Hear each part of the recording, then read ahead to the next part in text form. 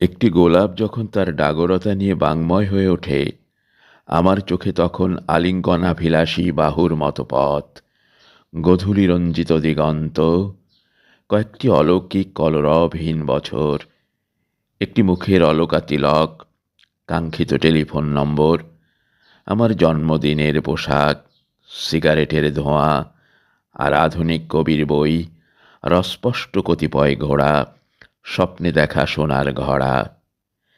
একটি সিল্ক কোমল গোলাপ যখন তার ডাগরতা নিয়ে বাংময় হয়ে ওঠে, আমার মনে পড়ে রিল্কের মৃত্যুর কথা।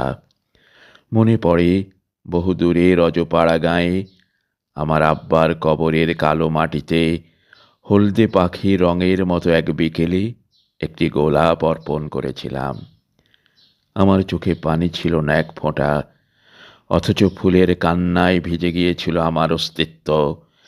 আজও সেই কান্নার স্মৃতি আমার ভেতর হাহাকার। আমার টেবিলের গোলাপটিকে ক্রমশ শুকিয়ে যেতে দেখলে হঠাৎ মনে পড়ে যায়, আমার সময় বেশি নেই। প্রায়শ একটা স্বপ্ন দেখি আমি, আমার গলা ফুঁড়ে রক্ত বেরোচ্ছে ঝলক ঝলক। আমি সেই রক্ত এবং ডাগর গোলাপের তুলনায় মেতে পরখ করছি কার রং কতটা গাঢ়, এবং সেই স্বপ্ন গ্লাসের মতো ভেঙে গেলে বেশি করে মনে পড়ে আমার সময় কত কম। স্বপ্ন যত ভয়ঙ্করই হোক, শেষ অবধি স্বপ্নেই বাজে পরিত্রাণের সুর। আমার প্রতিটি স্বপ্ন খোদিত অদৃশ্য পোড়া মাটিতে।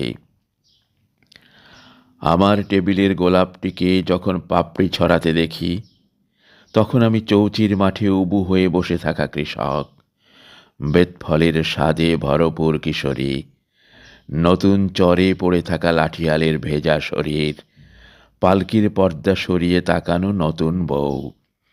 অন্ধকারে জেলে ডিঙির ছিপছিপে গতি দেখতে পাই, এবং দেখি ৫৪,০০০ বর্গ মাইল জুড়ে ফুটে থাকে একটি রক্ত গোলাপ।